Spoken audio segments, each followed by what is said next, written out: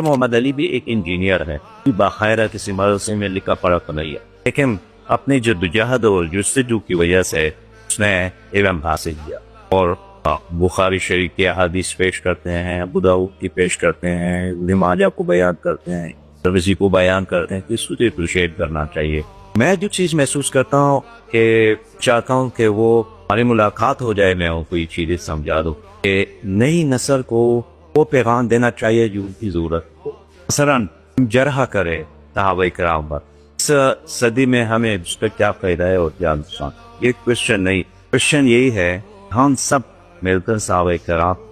کے راستے پر چلے۔ اور میں علماء کرام سے بھی یہی عرض کروں گا کہ اگر انجینئر صاحب کی کسی موقف سے آپ کا اختلاف ہے، ہمارے جو بقیہ علماء کرام ہیں باقی لوگوں کا بھی دوسرے کے ساتھ اسی طرح اختلاف ہے، لیکن کسی اختلاف کو دشمن میں بدلا اور کسی اختلاف کی بنیاد پر انسان کو بس جہنم کا